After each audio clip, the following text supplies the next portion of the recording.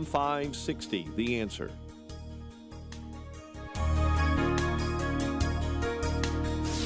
This hourly segment is brought to you by Health Quest Radio with Dr. David Kolbaba. Saturday mornings at 11. Visit healthquestradio.com. Now, from the Signature Bank Studios. If you're looking for the latest news, insight into what it means, and the sharpest opinion, there's only one station in Chicago where you can turn, and it's this one. We're AM 560, The Answer. Top of the morning, Dan, and in for Amy this morning is former ABC7 political reporter Charles Thomas. What a week to be here. Oh, yeah. Ooh. You know, it was fun over the last few days, not only to watch the flax for Biden do damage control, but also the D.C. press corps outlets do their own damage control, not just on behalf of Biden, but also on behalf of themselves. Thank you. Right? So this was interesting, since one of the talking points on the spin coming from Jen O'Malley Dillon's memo, Biden campaign manager, and other places, is, remember, Biden had a bad night, just had a bad night. But Trump lied, and we need to focus on Trump's lying. And Nancy Pelosi and others going so far, Republicans should be calling on Trump to get out of the race because he lies so much. Okay. Well, CNN fact checker, fact-checking not the capacity of Joe Biden, but the honesty of Joe Biden. To some of them, he said he's the only president in a while who didn't have any troops dying anywhere in the world. Troops have, of course, died on his watch. He said he's put in a $15 per shot cap on insulin and Medicare. It's a $35 a month cap. He said it's a $200 cap on overall drug spending in Medicare. It's $2,000 a year. He said the border now has fewer crossings than when Trump was in office. That's generally not true. He said, or at least strongly suggested, unemployment was at 15% when he took office. It was actually 6.4. He said Trump wants to get rid of Social Security. Trump doesn't. He said billionaires pay 8.2% in taxes. It's much higher. He said Trump told Americans to inject bleach amid COVID. We know Trump made foolish comments about scientists studying disinfectant injection, but didn't frame it as advice to people. And Biden said the Border Patrol endorsed him. No, its union supported the border bill he supported, never endorsed him himself. Well, it doesn't sound like he has the moral high ground on truthiness, does it, Charles? No, he's there were so many things. I mean, he's president of the United States. He's sitting president, and just one misstated fact after another. It was obvious. I think it's so obvious at this point, Dan. I don't think that this is working. I think he's got his core. He's got his core, but I think there are independents out there that are taking another look at this thing. That's why I think Kennedy could be a factor, even at this point. Well, I mean, yeah, I bet you would have to have mass flight from Biden to Kennedy, right, for him to essentially take a second few position. Points. Yeah. Yeah. Well, a few points for Trump to win. For Trump to win. Oh, right. yeah. No, for certain. Yeah. No, that's definitely fair. Well, somebody who knows propaganda when she sees it is Emma Jo Morris. She's the politics editor at Breitbart News. But you may remember she is the journalist who broke the Hunter Biden laptop story when she was at the New York Post. And she joins us now. Emma Jo, thanks for being with us. Appreciate it. Hey, thank you so much for having me. So just on that matter of the lying associated with the Hunter Biden laptop story in advance of 2020. So now we get information based on released transcripts last week, and this, of course, has been sort of submerged by everything that's transpired. But this is important. From CIA Chief Operating Officer Andrew McCreadis, that Trump's CIA director, Gina Haspel, was in on the intel letter that was released in late October of 2020, falsely claiming that Hunter Biden's laptop, that story had all the earmarks of a Russian information campaign.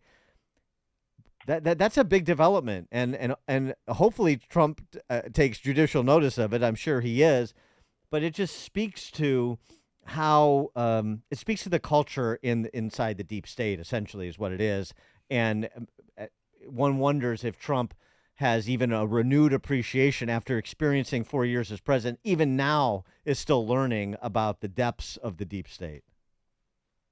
Well, right. I think we're all still learning about the depths of the deep state. I think that it kind of all has this loose connection to what we saw last week, right? Where, the media spent the 2020 campaign running interference, obviously, for Biden in the form of blocking and tackling the laptop from hell, including the CIA, in collaboration with the CIA. Obviously, you have people like Gina Haspel and participating in this, but you also have people like John Brennan participating in this and James Clapper participating in this, who also are simultaneously contributors and regulars on MSNBC and CNN, respectively.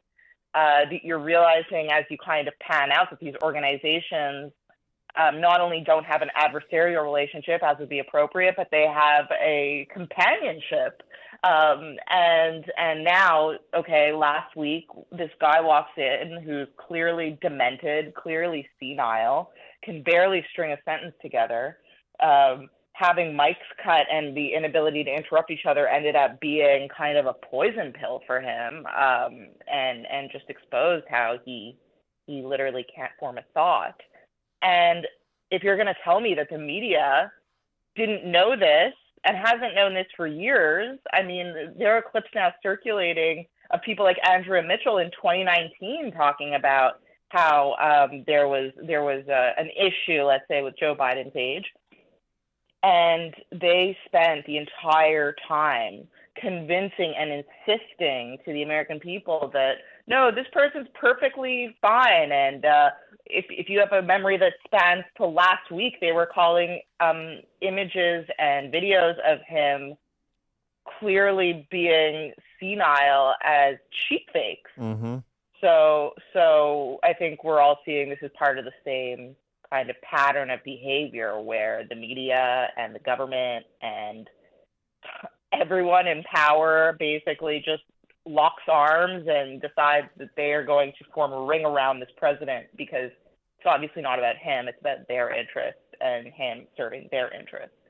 Well, right, and now this becomes a concern. Let's assume that Joe Biden survives this for the sake of discussion, because there's not a better option, and that's what. By the way, for the record, I think that's correct. I think that is what will happen. That seems to me. I know we've got a lot of reporting, Brett Baer and Bill O'Reilly and others, and just sort of the supposition that he's gone and so forth. But boy, that rally around the flag this weekend on the talk shows and on the trail was very interesting.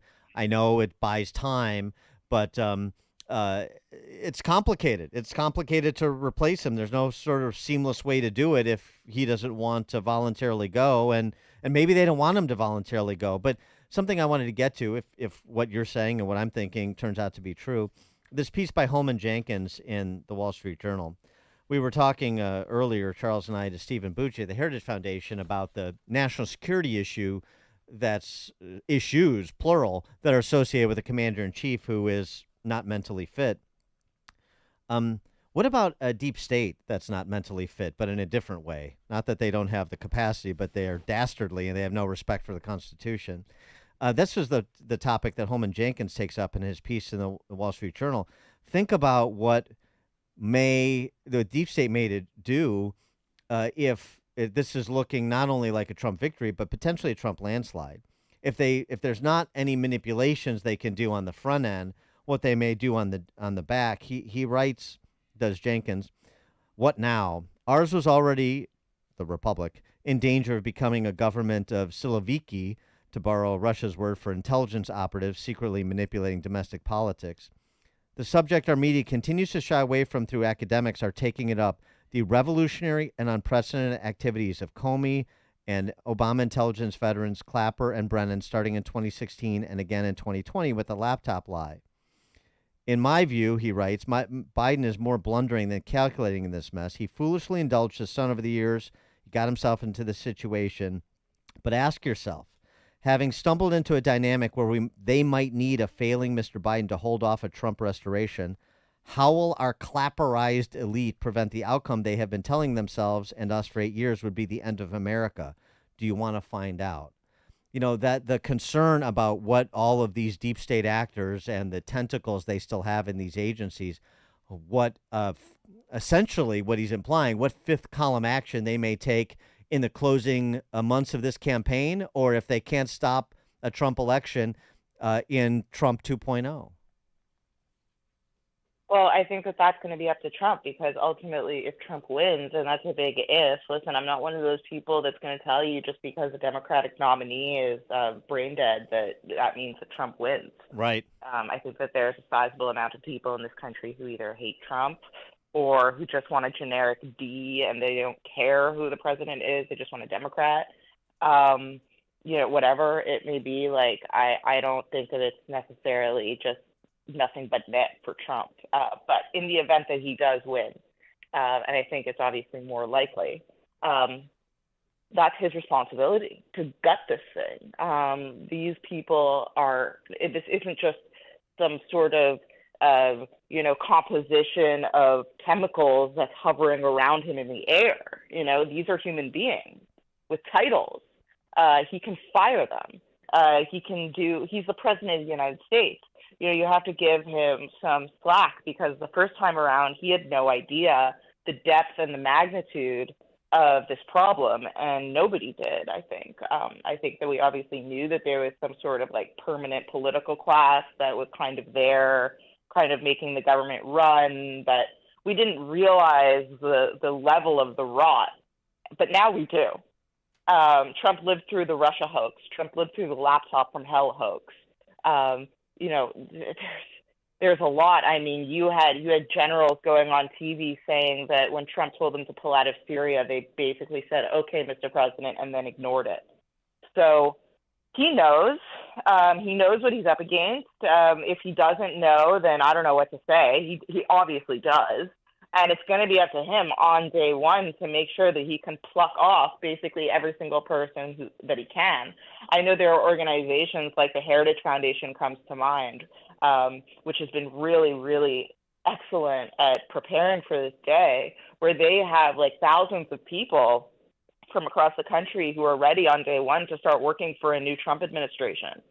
So he needs to just start plucking people off. And listen, if the government becomes beleaguered for a period of time in the meantime before new people are hired, so be it. Who cares? What does the government do other than put shrimp on a treadmill, really? I don't think that there's a big deal about having a hobbled capacity for a few days. But yeah, he needs to just mass firings. He's the president of the United States. He's the most powerful person on earth. You're not going to tell me that he can't fire bureaucrats. What's your take? I mean, just since you cover this so closely and you've been through the wars, I mean, in pretty unique way. We mentioned Jill Biden donning the cover of Vogue this month. The timing couldn't be better for them. Jill Biden, the quote on the cover, "We will decide our future." Jill Biden sort of becoming a bit of an Eva Peron figure. Do you see that? Totally. Well, I mean, it's starting to look like she is the reason for all of this. And I've had my hunch that she was the reason for this when back in 2019, when he announced for president, and he was not okay. He was already very rapidly deteriorating. He was falling off of a cliff back then. And she kind of was just there right by him, telling him that the most stressful and demanding job was the right call. And, you can tell that she's reveling in this, and that she is just relishing the power and the attention and the mag covers and the cameras. And I think that obviously I've read reports that she's keeping him insulated from all the people who are urging him, I think rightfully, to drop out, but I won't say that out loud. And it's actually a form of abuse, I think. Emma Jo Morris is the politics editor at Breitbart News, Breitbart.com. Emma Jo, thanks as always for joining us. Appreciate it. Thank you. Thank you so much for having me. And she joined us on the Turnkey.pro answer line. Listen to podcasts of Dan and Amy from the AM 560 mobile app. Download it today at 560theanswer.com/mobile. If you had $1 million in 2009, today it would be worth less than $700,000. Thank you, big government. Hedge against runaway inflation with gold from Birch Gold Group. Birch Gold will help you convert an existing IRA or 401k into a tax-sheltered IRA in physical gold. I trust Birch Gold, and you can too. Text the word SHELTER to the number 989898 and get